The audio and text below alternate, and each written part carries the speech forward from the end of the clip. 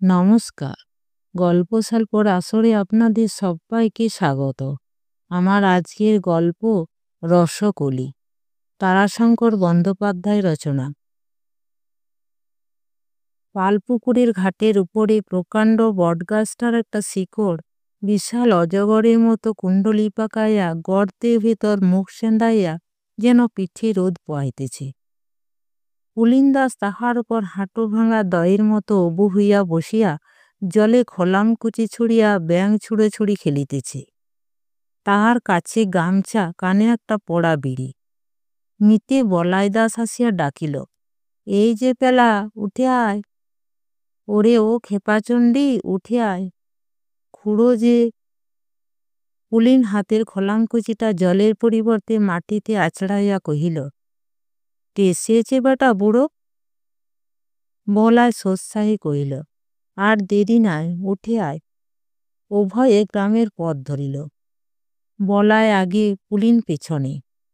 পুলিন সহসা কহিল, বউটা খুব কাঁদছে না রে বলা? বলায় কহিল, খুব, আছাড় বিছড় করছে। মাথাটা তাহার প্রায় ঘাড়ের নিকটে হেলিয়া পড়িল। ঠোঁট দুইটা চিবুক পর্যন্ত পাকিয়া গেল। আবার উভয়ই নীরব। রাস্তা ধরিয়া চলিয়াছি। একটা গায়ে রাস্তার ধারে পতির জমিতে লম্বা দড়িতে বাঁধা ঘাস খাইতেছিল। জানি না পুলিন কোন কৌতুকে চট করিয়া বাঁ হাতে দুইটা আঙ্গুলে গাইটার পিঠটা টিপিয়া ঘর ঘোষ শব্দে নাসিকা গর্জন করিয়া উঠিল। সঙ্গে গাইটা মাথা নাড়িয়া লাফাইয়া উঠিল। পুলিন ছলম্পে হাত দুই সরিয়া আসিয়া কহিল, মাইরি কি তেজ রে! আমার বউটাও ঠিক এমনি, মাথা নেড়েই আছে। পুলিনচন্দ্রের এক দেহশ্রী ভিন্ন আর কিছুই প্রশংসা করিবার মতো ছিল না। তাহার দেহখানি সুন্দর, দীর্ঘ আকার, সবল দেহ, বর্ণ গৌড়, কোকড়া চুল, আর সর্বাঙ্গ বেড়িয়া বেশ একটি মিষ্ট লাবণ্য। এছাড়া আর কোনো গুণই ছিল না। বুদ্ধির খ্যাতি তো কোনো কালেই নাই। বাল্যকালে পাঠশালায় গুরু মহাশয় 1 পয়সায় 3টে আম, তা 3টে আমের কত দাম, ঝাড়া 3টি ঘণ্টা তো বুঝাইতে না পারিয়া নিজেই তাহার বই দপ্তর গুছাইয়া বগলে পুরিয়া দিয়া কহিয়াছিলেন, বাবা, শুভঙ্কর যে এ জন্মে বৈরাগী কুলে জন্ম নিয়ে হিসেবে পর্যন্ত বৈরাগ্য করেছেন তা জানতাম না। তোমায় পড়ানো আমার কর্ম নয়। ইহার পর সে ছিল যেন মূর্তিমান বেতাল। মজলিসে হয়তো লঙ্কাকাণ্ডের মতো ভীষণ গম্ভীর আলোচনা চলিতেছে। বুড়া জাম্ববান হয়তো মন্ত্রণা দিতেছে। মজলিস শুদ্ধ লোক স্তম্ভিত নিস্তব্ধ। সহসা সেখানে পুলিনচন্দ্র যেন কৌতুকের কাতকুতুতে গুলগুল করিয়া হাসিয়া ওঠে। হে হে হে, এ মায়েরি, আমার খুড়োকে লিখেছে তেমুন্ডে বুড়ো। ইহা চুলদাড়ি ঠিক ঠিক জাম্ববান জাম্ববান। হে হে হে। আবার হয়তো ঘনভানুর মিতালি রঙ্গে মজলিস তো মজলিস, দেবগণ পর্যন্ত হাসিয়া আকুল। সেখানে পুলিন বিস্ময়ে হতভাব। চক্ষু দুইটা ছানা পড়ার মতো বিস্ফারিত। পাশের লোককে বলে, কি মায়েরি যে হাসিস তার ঠিক নাই। তারপর সোৎসাহে বাহবা দেয়, বলিহারে বাঘ হনু, বাবুদের পেয়দার চেয়েও তুমি জিন্দে পালোয়ান। গ্রন্থকারও বাদ যায় না।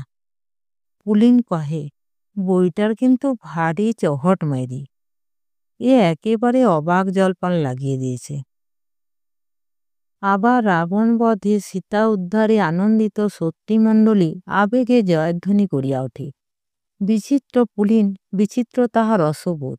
সে সজল চক্ষে বলে, আহা, এতগুলো বেধবা হলো, আহা। আবার সঙ্গে সঙ্গে ব্যগ্র অনুসন্ধানে কহে, আচ্ছা, লঙ্কায় তাহলে মাছের সের কত করে হলো? 1 পয়সা না 2 পয়সা, তা লেখে নাই? লোকে তাই বুদ্ধিহীনের উপর রং চড়াইয়া কহে, খেপ্পা। পুলিন রাগে না, হাস্যমুখে উত্তর দেয়, হ্যাঁ। রাগে একজন, আর লজ্জায় দুঃখে মরিয়া যায় আর একজন। দুইজনে প্রথমটি পুলিনের স্ত্রী, বয়স 18-19, গোলগাল আটসাট দেহ, নাম গোপিনী, কিন্তু পুলিন কহে সাপিনী। পুলিনের নির্বুদ্ধি তার লজ্জার খোঁচায় গোপিনী রাগে সাপিনীর মতোই গর্জায়। কথাগুলিও বাহির হয় সাপিনী জিভার মতোই লকলকে তীক্ষ্ণ ভয়াবহ। নির্বোধ সর্বজনের হাস্যসম্পদ স্বামীর ঘরে শত লজ্জার মতো সান্ত্বনার একটি আশ্রয় গোপিনীর মিলিয়াছিল। সে ওই দ্বিতীয় ব্যক্তিটি, যে পুলিনের জন্য লজ্জায় দুঃখে মরমে মরিয়া থাকিত।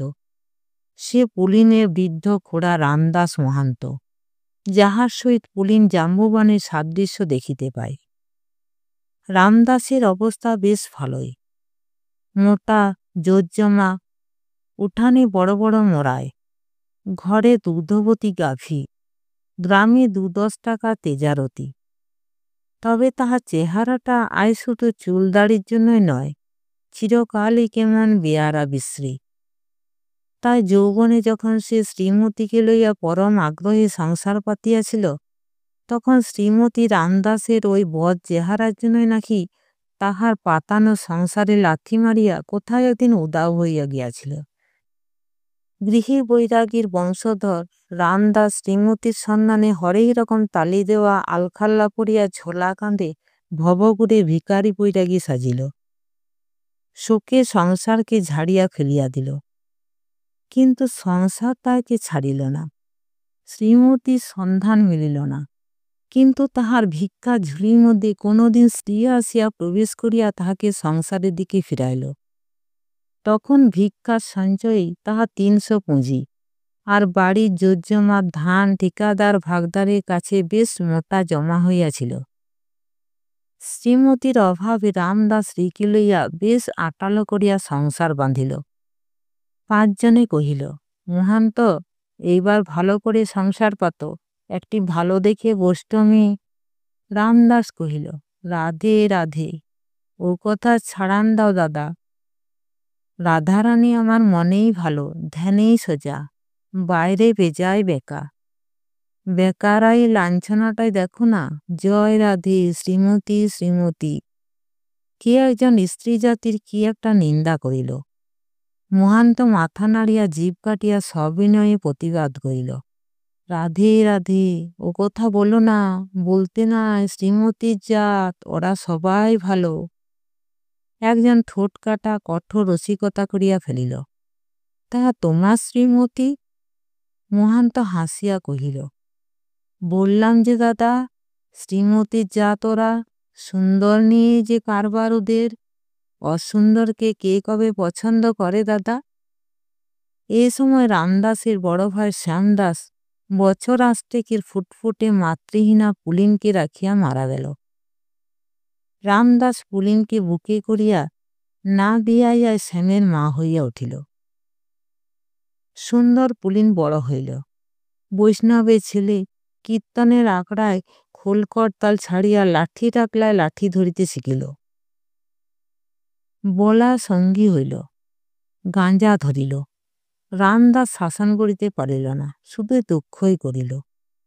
তবু মনে মনে নিজে সান্ত্বনা খুঁজিয়া লইল, বেশ একটা গোছালো বউ আসিলেই পুলিন মানুষ হইবে, বোকা বুদ্ধিমান হইবে, ঘর বুঝিবে, না বুঝে ঘর ঘাড়ে চাপিয়া পরিচয় করিয়া লইবে। রামদাস পুলিনের জন্য পাত্রী খুঁজিতে লাগিল। সৌরভী বৈষ্ণবী আসিয়া কহিল, মহান্ত, তা আমার মঞ্জরির সঙ্গে পুলিনের বিয়ে দাও না কেন? ছেলেবেলার সাথী দুটি, ভাবও খুব।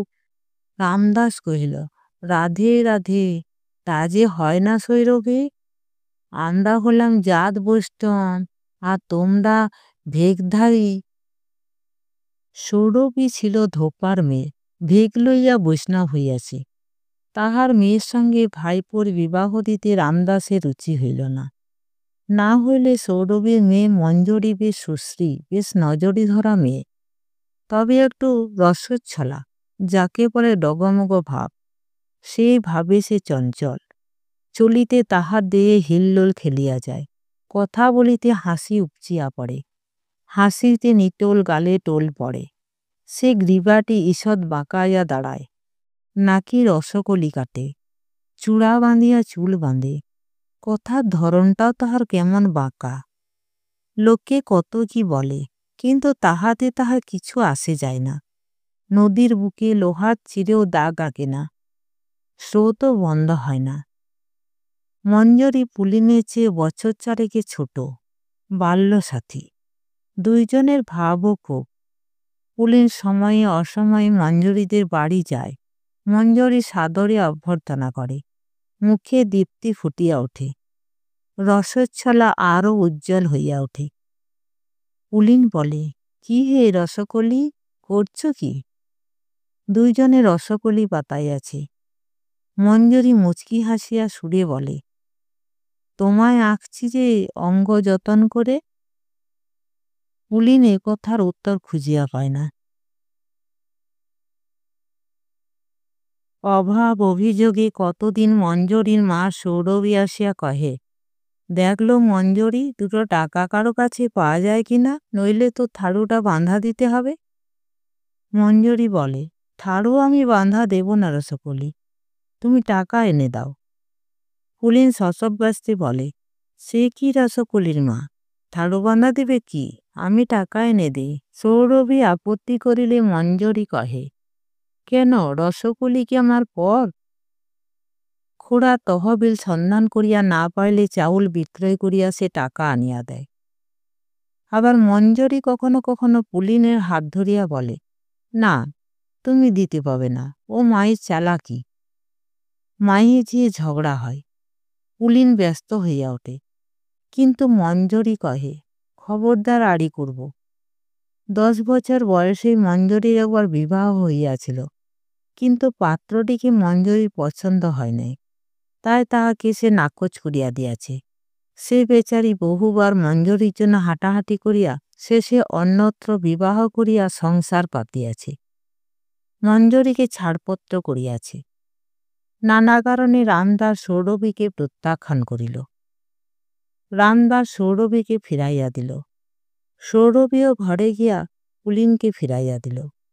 কহিল, বাবা, মেয়ের আমার সমস্ত বয়স, তুমি আর এসো না। একে তো 5 জনে 5 কথা বলে। মনে ভেবেছিলাম তোমরা দুটি ছেলে বয়সের সাথী, 2 হাত এক করে দিয়ে দেখে চোখ জুড়ব। তোমার কাকা তো দেবে না, আমাকে তো আমার মেয়ের বিয়ে দিতে হবে। কথাটা পুলিনের বড় বাজিল। সে 2 দিন খাইল না, শুইল না, মাঠে মাঠে ঘুরিয়া বেড়াইল। রামদাস শেষে রাজি হইল। বেশ, মঞ্জরির সঙ্গে পুলিনের বিবাহ হোক। সময়টা হোলির। রামদাস শ্রীধাম বৃন্দাবন যাইবে। তাই স্থির হইল যে রামদাস ফিরিলে বিবাহ হইবে। কিন্তু ওপরওয়ালার অভিপ্রায় অন্যরূপ। শ্রীধামে সহসা একদিন রামদাসের সঙ্গে হারানো শ্রীমতী দেখা হইয়া গেল। শ্রীমতী তখন গাছতলায় কলেরায় ছটফট করিতেছে। পাশে 12-13 বছরের মেয়ে গোপিনী বসিয়া বসিয়া অঝরঝরে কাঁদিতেছিল। স্ত্রীলোকটির কাতরানিতে আর বালিকাটির কান্নায় দয়াপরবশ হইয়া রামদাস সাহায্যে অগ্রসর হইয়া রোগিণীর পাশে বসিল। ক্ষণেক তাহার মুখপানে চাহিয়া সাগ্রহে ডাকিল, শ্রীমতী। রোগ যন্ত্রণায় কাতর শ্রীমতী রামদাসের মুখপানে চাহিয়া ফোঁপাইয়া কান্দিয়া উঠিল। রামদাস উত্তরীয় প্রান্ত দিয়া চোখ মুছাইয়া দিল। শ্রীমতী তাহার পা দুইটা চাপিয়া ধরিয়া কহিল, আমার যাবার সময় পায়ে ধুলো দাও, আর এই মেয়েটিকে নাও। বড় ভালো মেয়ে, মায়ের মতো নয়, কারো তো পুলিনের সঙ্গে বিয়ে দিও। ভয় নেই, অজাতের মেয়ে নয়। সে যে বাউল প্রেমদাসকে মনে পড়ে, সেও জাত বৈষ্ণব, তারই মেয়ে। রামদাস কাতর কণ্ঠে কহিল, শ্রীমতী, রাধারানী, আমি যে তোমার তরে আজও শূন্য ঘর বেঁধে বসে আছি। শ্রীমতী সে কথার কোনো উত্তর দিল না, শুধু কন্যা গোপিনীকে কহিল, মা, এই তোর বাপ, এর সঙ্গে যা, আমার চেয়েও আদরে রাখবে। আর একটা কথা গোপিনী, কখনো যেন স্বামী ছাড়িস নি। হই বৈষ্ণব, থাকুক নিয়ম, তবুও তে সুখ নেই। শ্রীমতীকে বৃন্দাবনে বিসর্জন দিয়া গোপিনীকে লইয়া রামদাস বাড়ি ফিরিল। সৌরভীকে ডাকিয়া 50-100 শেষে 200টি টাকা হাতে দিয়া কহিল, সৌরভী, আমায় বাকি থেকে খালাস দাও। এক মুঠা টাকা খুঁটে বাঁধিয়া সৌরভী হাসি মুখেই বাড়ি ফিরিল। সৌরভী মঞ্জরীর জন্য পাত্র ঠিক করিল, কিন্তু মঞ্জরী কহিল না। মা শেষে রাগ করিয়া রামদাসের টাকা লইয়া বৃন্দাবন চলিয়া গেল। মঞ্জরী দিন দুই কাঁদিল, তারপর আবার উঠিল, ক্রমে হাসিল, রসকলি কাটিল, কিন্তু বিবাহ করিল না। এদিকে পুলিনের সঙ্গে গোপিনীর বিবাহ হইয়া গেল। পুলিন যেন মঞ্জরী নেশা ভুলিল। সে দিন রাত্রি ঘরেই থাকে, বাড়ির বাহির হয় না। দেখিয়া রামদাস সুখে হাসিল। মঞ্জরী ২-৪ দিন পুলিনের অপেক্ষা করিয়া শেষে একদিন চূড়া করিয়া চুল বাঁধিয়া নাকে রসকলি কাটিয়া পান চিবাইতে চিবাইতে রামদাসের বাড়িতে আসিয়া উঠিল। রামদাস তখন বাড়িতে ছিল না। উঠানে দাঁড়াইয়া মঞ্জরী মুচকি হাসিয়া ঘরে রুদ্ধ দ্বারকে উদ্দেশ্য করিয়া বলিল, কই হে রসকলি, বউ দেখাও হে। পুলিন ঘরের ভিতর গোপিনীর সহিত কথা কহিতেছিল। মঞ্জরীর আওয়াজ পাইয়া অন্য দুয়ার দিয়া সে ছুটিয়া পলাইয়া গেল। গোপিনী নতমুখে ঘরের মধ্যে দাঁড়াইয়া রহিল। মঞ্জরী ঘরে ঢুকিয়া গোপিনীর ঘোমটা তুলিয়া দেখিয়া ঠোঁটের আগায় পিচ কাটিয়া কহিল, তুমি বউ? গোপিনী মুখ তুলিয়া চাহিল। মঞ্জরী আবার কহিল, তা হ্যাঁ বউ, রসকলি তোমাকে পছন্দ হয়েছে?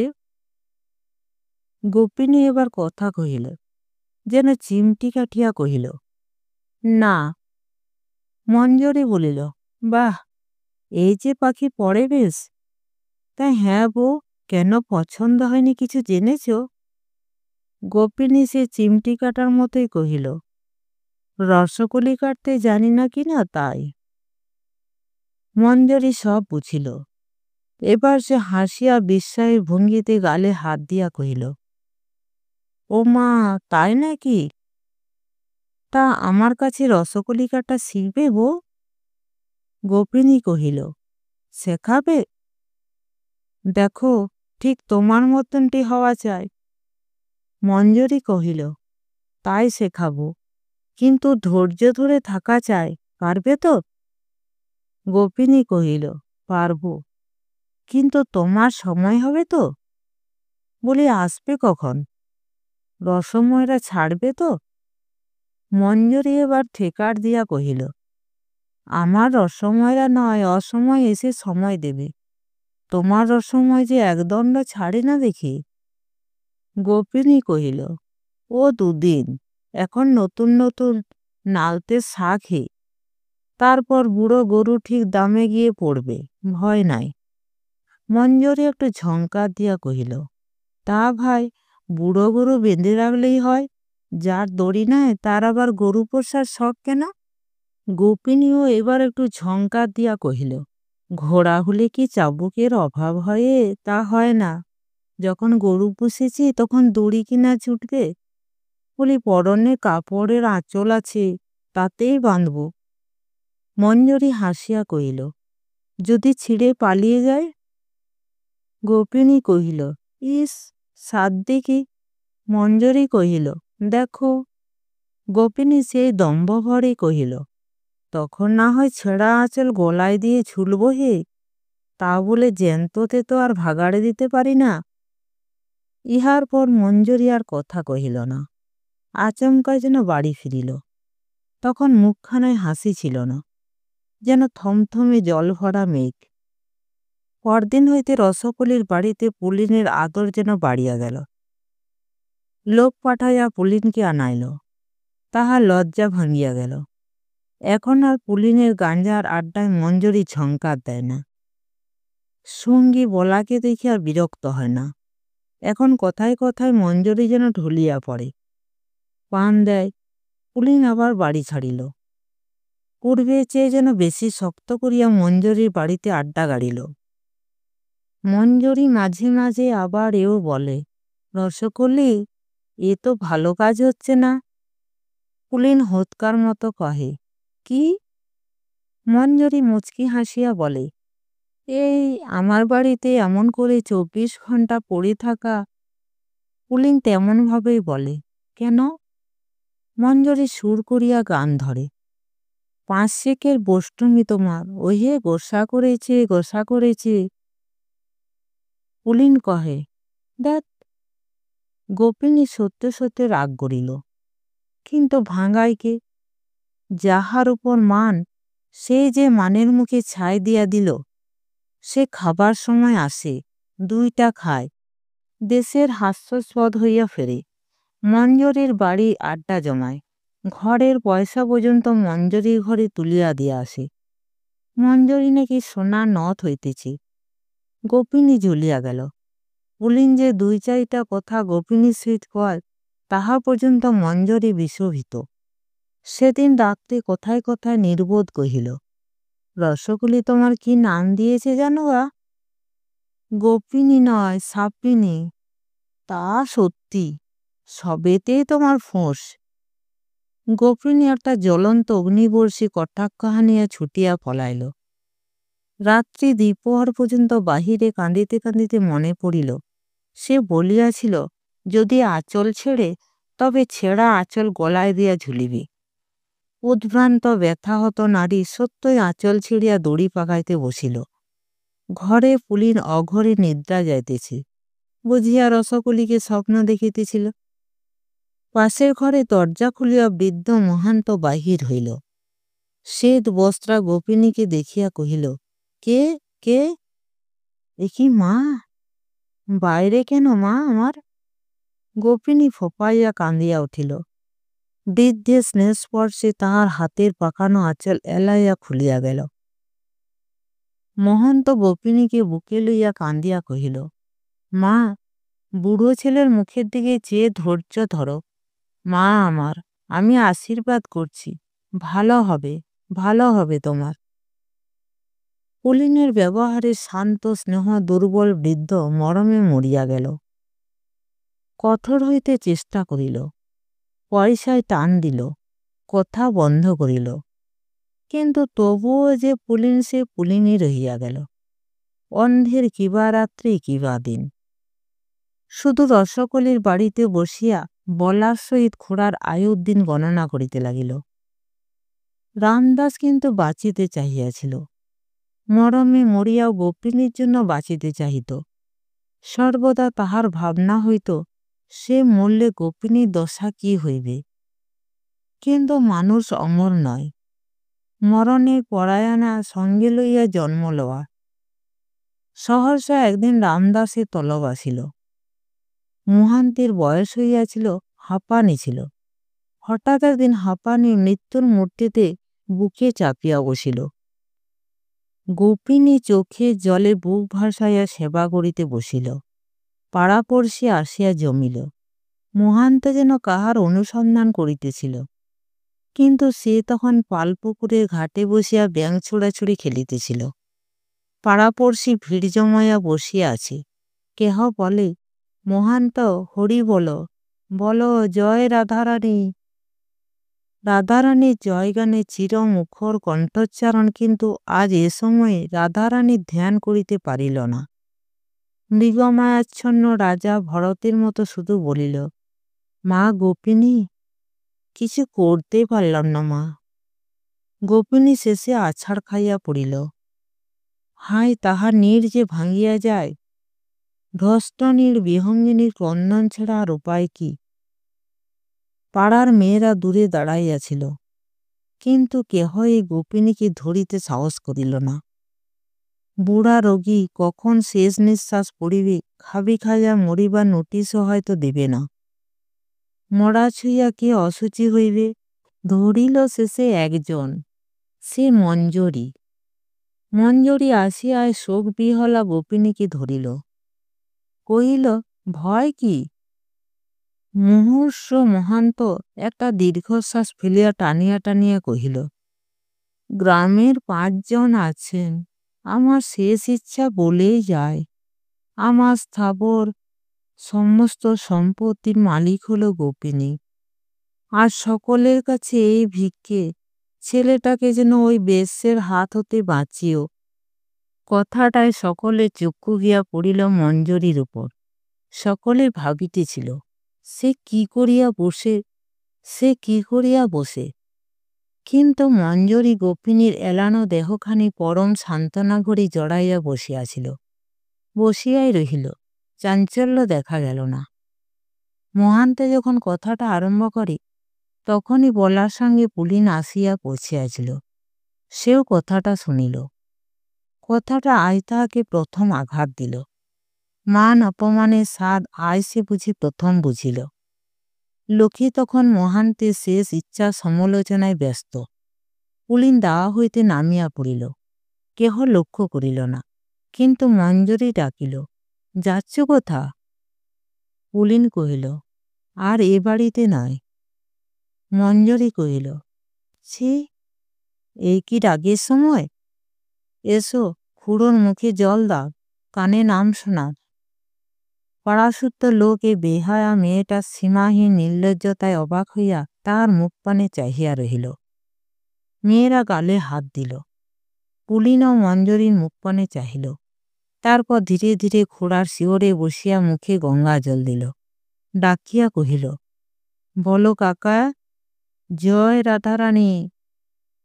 বৃদ্ধ কহিল, জয় রাধারানী। দয়া করো মা, অনাথিনী দুঃখিনী কি দয়া করো মা। বেলা 2:30 প্রহরের সময় রামদাস মরিল। অন্ত্যেষ্টিক্রিয়া শেষ হইতে রাত্রি 1 প্রহর হইল। তখন মঞ্জরী গোপিনীকে কহিল, তবে আমি আসি। গোপিনী বলিল, এসো। মঞ্জরী চারিদিক চাহিয়া সরলভাবে কহিল, কর্তা কই? একাটি থাকতে ভয় করবে না তো? গোপিনীর মনে হইল মঞ্জরী বুঝি তাহাকে ঠাট্টা করিল। সে উত্তর করিল, আসা যাওয়াই যখন একা, তখন একা থাকতে ভয় করলে চলবে কেন?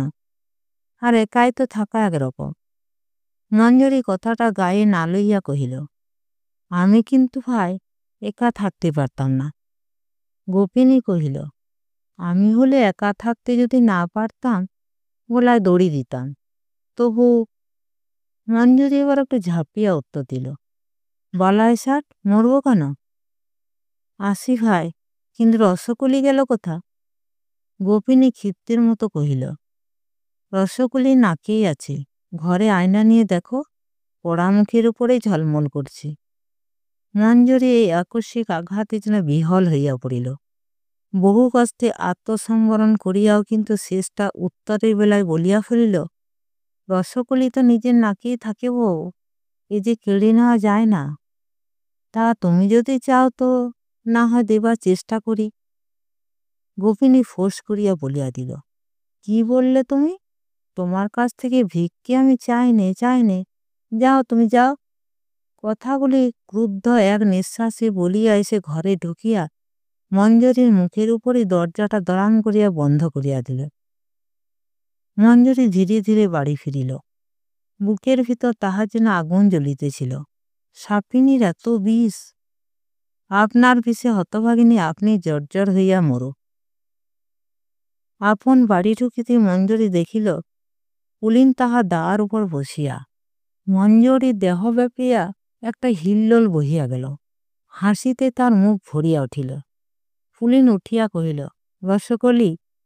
মঞ্জরী হাসিয়া উত্তর দিল, বসো বলি। পুলিন বসিল।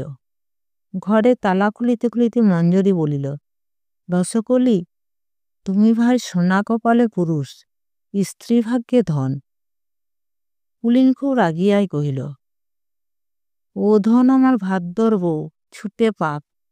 মঞ্জরী খিলখিল করিয়া হাসিয়া কহিল, আর বউটি? কি গো, চুপ করে রইলে যে? উত্তর দিতে পারলে না? আচ্ছা, আমি বলে দিই, সে তোমার গলার মালা, ঠোঁটের হাসি। পুলিন কহিল, না রসকলি, হল না, সে আমার গলার ফাঁসি। ঠাট্টা নয় রসকলি, একটা কথা তোমায় বলতে এসেছি। আমি কাল থেকে নিজের বাড়িতে যাব, ও বাড়িতে আর থাকবো না। নিজের বাড়ি অর্থে পুলিনের পৈতৃক বাড়ি। বাস্তব চক্ষে বাড়িটি একটি মূর্তিমন্ত বিভীষিকা, কিন্তু কল্পনায় বাড়িটি বেশ। অর্থাৎ উঠান ভরা বনফুল, প্রাচীর ভাঙিয়া সীমা অসীমে মিশিয়াছে। ঘরের ভিতরেও চাঁদের আলো খেলে। মঞ্জরী কহিল, বেশ, তা ভালো। তারপর খাবে কি করে? পুলিন চট করিয়াই কহিল, বোস্টামে ছেলে, ভিক্ষে করে খাবো। মঞ্জরি কহিল, আরও ভালো, কিন্তু ভিক্ষেতে মেলে তা চাল, তা রাঁধবে কে?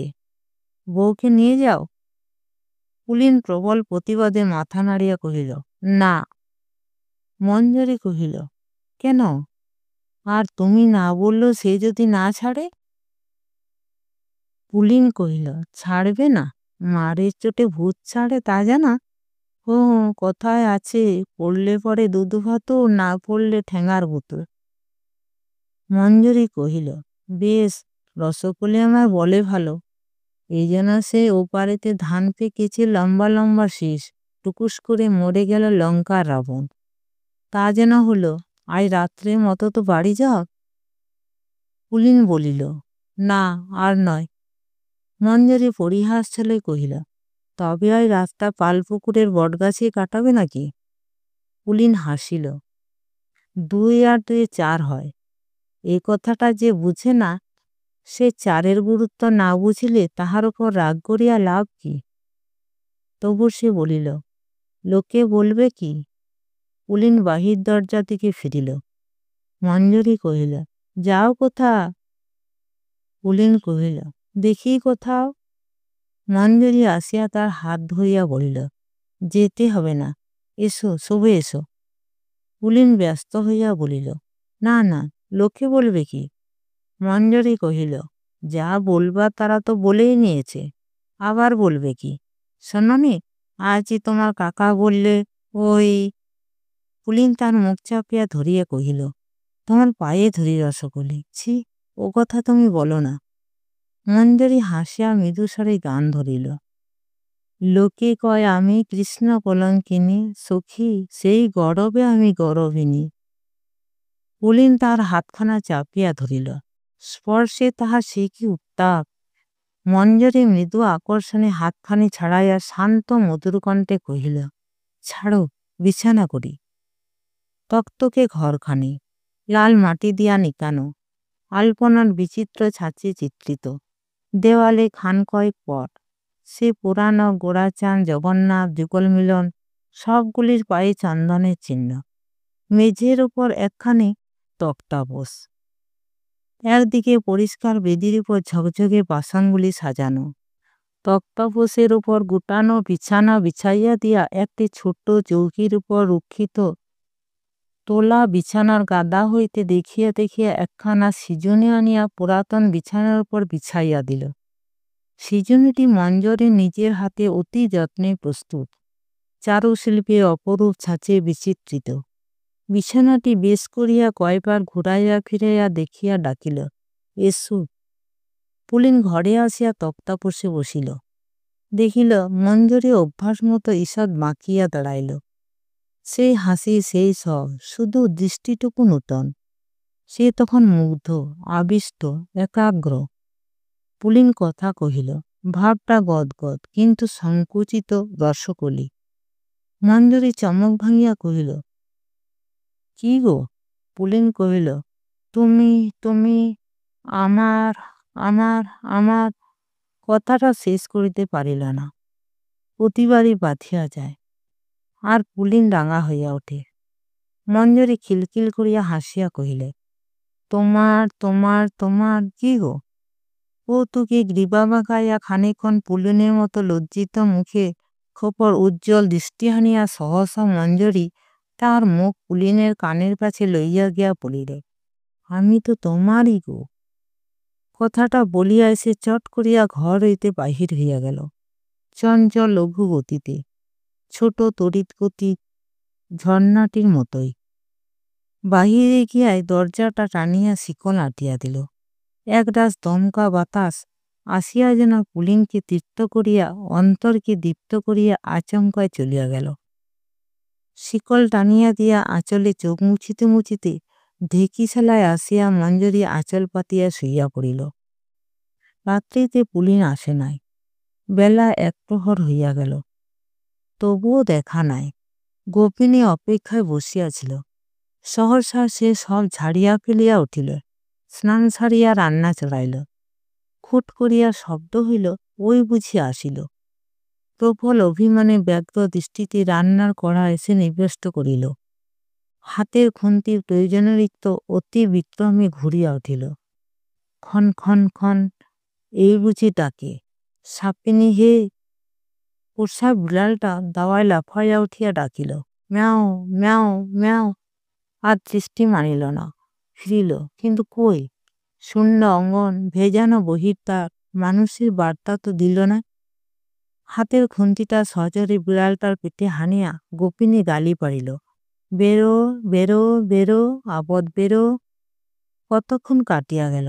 গোপিনীর মনে হইল বুঝিব একটা যুগ। সহসা বহির্দ্বার খুলিয়া বলাই আসিয়া দাওয়ায় বসিল। হাতে রুকা টানিতে টানিতে কহিল, শুনেছ মিতেনি? কাল রাতে মিতে যে মঞ্জরির বাড়িতে। বলাই পুলিনের মিতে, তাই গোপিনীকেও ডাকিত মিতেনি গোপিনী বলে। মিতে। গোপিনী কহিল, শুনি নাই, তবে জানি। বলাই বলিল, আবার নিজের ঘর সাফ হচ্ছে, সেইখানেই থাকবে, এ বাড়িতে থাকবে না। একটা লজ্জা থাকিতে 5টা লজ্জা মাথায় লইতে হয়। গোপিনী কহিল, আমি যে থাকতে দেব না, সে আমি কাল বলে দিয়েছি। বাড়ি ডুলে ঝাঁটার বাড়ি দেব। বলাই বিজ্ঞের মতো মাথা নাড়িয়া বলল, ও তাই বুঝি এত? আবার মঞ্জরিকে পত্র করবে। বুকে পাথর চাপা দিল মানুষ কাতরাইতে পারে, কিন্তু এই কথাটি এমন স্থানে গোপিনীকে আঘাত করিল যে সে আর কথা কহিতে পারিল না। বলায় কহিল, কাল রাতে জমিদার গায়ে এসেছেন, তুমি নালিশ করো। গোপিনী দীপ্ত প্রতিবাদে কহিল, না। তারপর উভয়ই নীরব। গোপিনীর হাতের খুন্তি নড়ে না, চোখ কড়ার ওপর, কিন্তু দৃষ্টি নাই, পলকও পড়ে না। বলায় মনে মনে কি যেন মক্ষ করিতেছিল। শেষে দালালির ভঙ্গিতে রসান দিয়া কহিল, বেশ বলেছ, সেই ভালো। ও দুষ্টু গরুর চেয়ে শূন্য গোয়ালি ভালো। তারপর আবার হুকায় টান পড়িল, ফড়র ফড়র। এক মুখ ধোঁয়া ছড়িয়া কহিল, আমাদের তো ছিঁড়লে মালা গাঁথতে আছি, ভাবনাই বা কি? ভাত থাকলে কি কাকের অভাব হয়? কি বলো মিতেনি? আমি রয়েছি, সব ঠিক করে দেব তোমার। পরিশেষে সম্মতির আশা মিতেনির মুখপানে চাহিল। মিতেনি কোনো কথার উত্তর না দিয়া ঘরে ঢুকিয়া দরজা বন্ধ করিয়া দিল। রান্না পুড়িতে লাগিল। পুলিন কোদালি হাতে বাড়ি সাফ করিতেছিল। অনভ্যাসে ফোটায় কপাল চড়চড় করে। পুলিন ঘামিয়া যেন নাহিয়া উঠিয়াছে, হাত টাটাইয়া উঠিয়াছে, শীত দ্বারা টনটন করিতেছে। তবু কায় সারা চায়। স্ত্রীলোকের অন্নদাস, ছি, তার বড় লজ্জা আর কি। মিতে বলায় আসিয়া কহিল, ভেলারে মিতে, তা ভালো। পুলিন কোদালি নামাইয়া বলিল, কলকেতে কিছু আছে? মুখলয়, অসুচ আমার। বলা কলকিটা খসাইয়া পুলিনকে দিল। ধূত্র ফুলে ছাঁদে হাত ফাঁদিয়া পুলিন টান মারিল, হুস হুস হুস। বলাই কহিল, তা কাজ করিল না কেন মিতে? জমিদার এসেছেন, তার কাছে কথাটা পারলে একবার হতো না? তোর হলো সদর খুঁড়ো, আর ওর সৎ বাবা, ওয়ারিস হলি তুই। ও মাগি সম্পত্তির কে? চল তুই একবার দেখবি, এক্ষুনি তো সম্পত্তি তোর হবে। অদ্ভুত পুলিন বিচিত্রতার সংসার বোধ। সে কহিল, ওর কি হবে? বলাই বলিল, তোর বউ, তুই খেতে দিবি। পুলিন কহিল, না না, আমি যে রসকলিকে। বলাই সোৎসাহী কহিল, রসকলিকে পত্র করবি? ও মরুক গে, যা মন করুক গে, তোর কি? সে যে নেহাত অমানুষী হয়, হাজার হোক সে স্ত্রী। মনটা পুলিনের মোচড় দিয়া উঠিল। পূর্বে তা সান্ত্বনা ছিল। তার প্রাপ্য ধনমূল্যে গোপিনীর নিকট মুক্তি পাইবার হকদার সে। পুলিন বলিল, না মিতে, তা হয় না। যেমন দেবা তেমনি দেবী। বলাই বিরক্তভাবে উঠিল। রাস্তা ধরিল জমিদারের কাছারির পানে। পুলিন ভাঙা দাওয়াটার উপর ভাবিতে বসিল। জমিদারের পশ্চিমা চাপরাশি আসিয়া ভাঙা কাঁসরের মতো ক্ষণক্ষণ করিয়া কহিল, আরে পুলিয়া, আসো আসো, বাবু তলব আসে। পুলিন চমকাইয়া বলিল, কেনে কেনে? কাহা সে দারোয়ানজি? পশ্চিমা কহিল, সো আমি জানে না। জমিদারের কাছারিতে পুলিন আসিয়া প্রণাম করিল। বাবু ফর্সিতে তামাক টানিতেছিলেন। গোমস্তা কলম পিষিতেছে।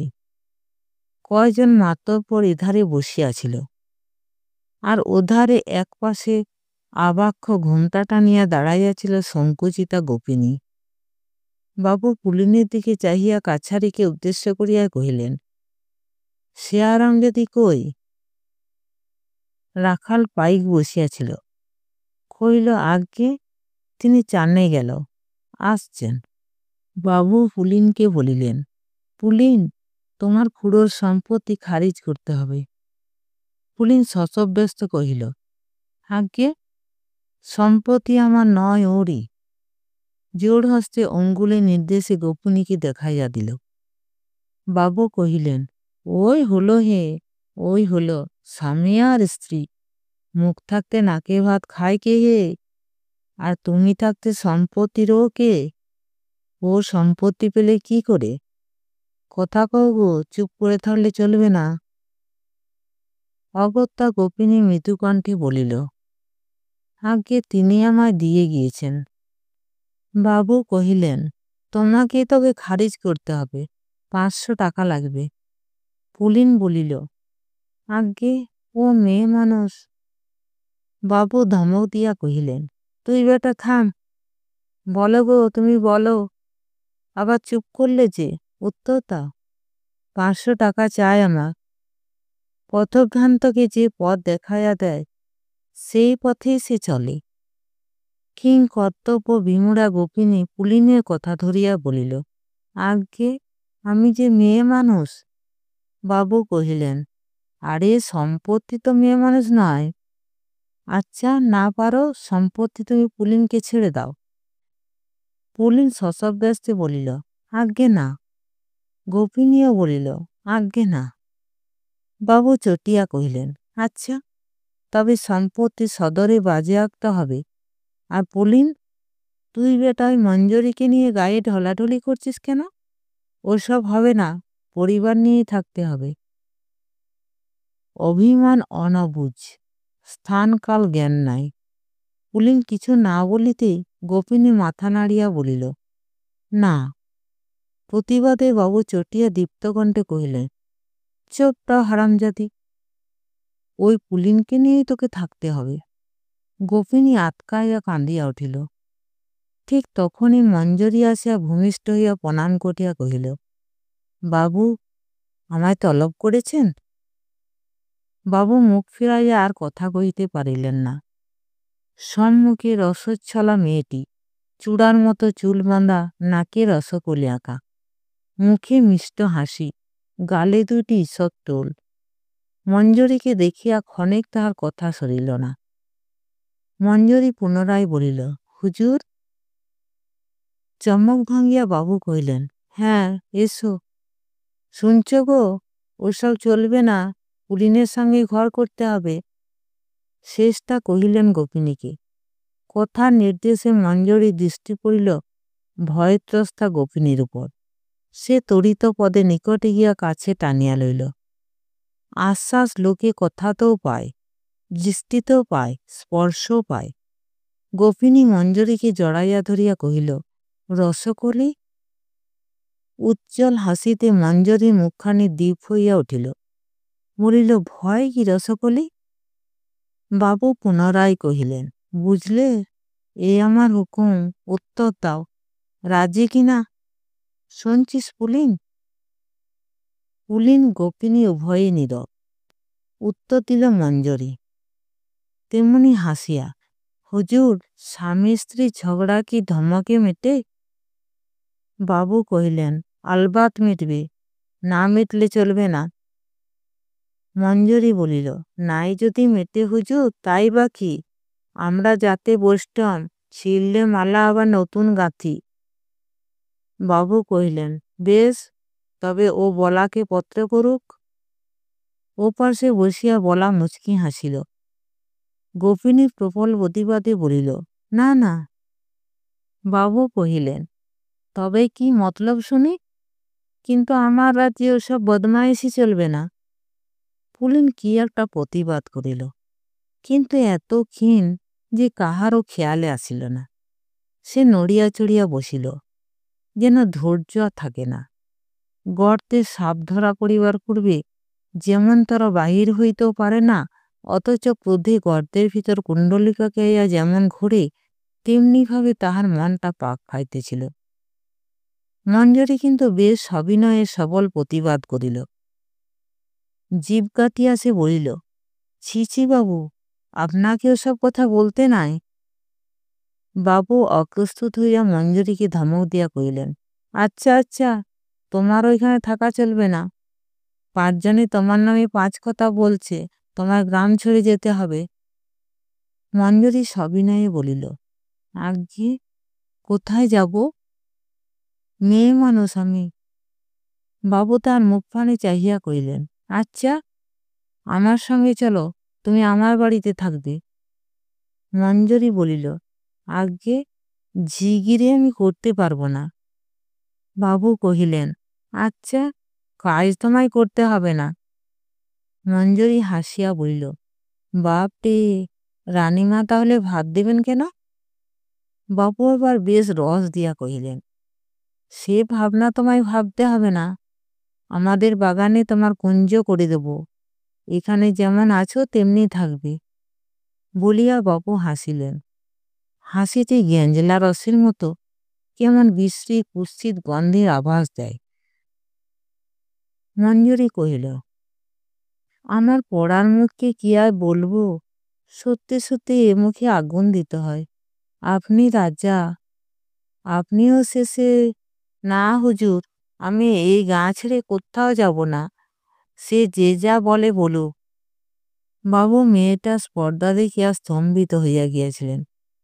সহসা তিনি উন্মত্তের মতো চিৎকার করিয়া কহিলেন, কিয়া হারামজাদি, ভুসিং লাগাও, জুত্তি হারামজাদি কো। বন্ধ লৌহ তার মত্ত হস্তিও ঠেলিয়া খুলিতে পারে না। আবার অর্গল খুলিতে আঘাতের অপেক্ষাও সয় না, খুলিয়া যায়। পুলিনের মনের দরজার ঠিক অর্গলটিতে হাত পড়িতে সে খুলিয়া গেল। ভিতরের মানুষটি বাহিরে আসিল। সে একটা ভীষণ দাপে হাঁকিয়া উঠিল, খবরদার। রাখাল পাইকে শিথিল মুষ্টির লাঠি গাছটা কাড়িয়া লইয়া মাটিতে ঠুকিয়া পুলিন বুক ফোলাইয়া দাঁড়াইল।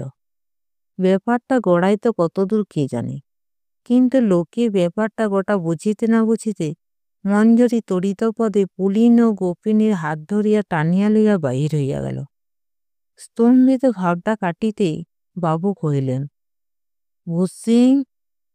বলা মৃদুকণ্ঠে কহিল, হুজুর, ওই মঞ্জরির সঙ্গে গোকুলবাটি থানার দারোগার পরিবারের সঙ্গে খুব সুখ, একটু বুঝে।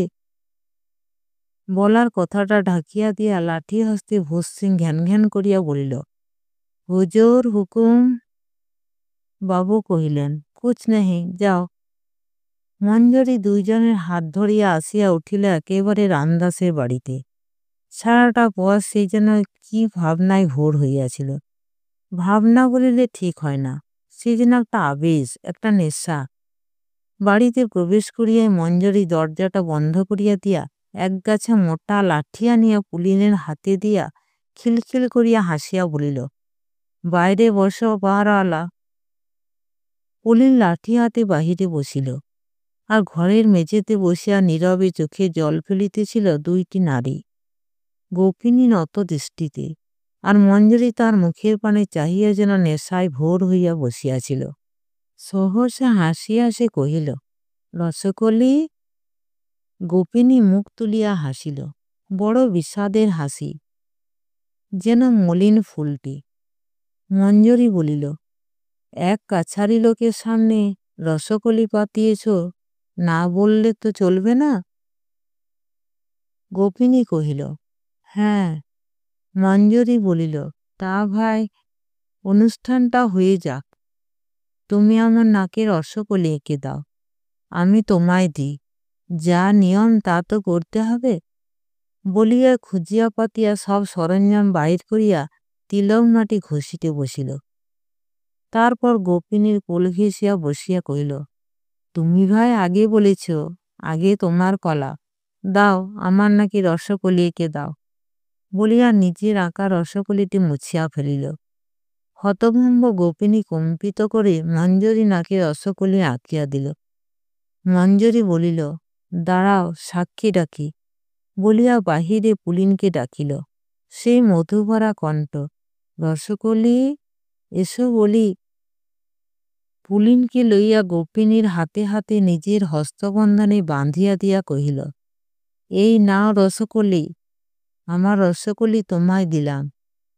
পুলিনের কথা সরিল না। তারপর পুলিনকে বলিল, আমি দিচ্ছি, না বলো না। গোপিনী ও পুলিন বিস্মিত, নির্বাক। সহসা গোপিনী মঞ্জরির হাত ধরিয়া টানিয়া বলিল, না না, তুমি শুদ্ধ এসো, আমরা দু বোনে। রসচ্ছলা রসচ্ছলার মতোই কহিল, দূর, আমি যে রসকলি। বৈকালের মুখে মঞ্জরি কহিল, দাঁড়াও, আমিও একবার গায়ের হালচাল দেখে আসি। পুলিন বাধা দিয়া কহিল, সে কি, একলা? মঞ্জরি হাসিয়া ঢলিয়া পড়িল, বলিল, ভয় কি, আমার রসকলি যে সঙ্গে। বলিয়া নাকে রসকলি দেখাইয়া দিল। তারপর আবার কহিল, ভয় নাই, আমি বাইরে বাইরে খবর নেব। তেমন তেমন বুঝলে আমি গোকুলবাটি থানায় যাব। আজ রাত্রে না ফিরতেও পারি, বুঝলে। খবরদার, তোমরা বেরিও না, দিব্যি রইল, মাথা খাও।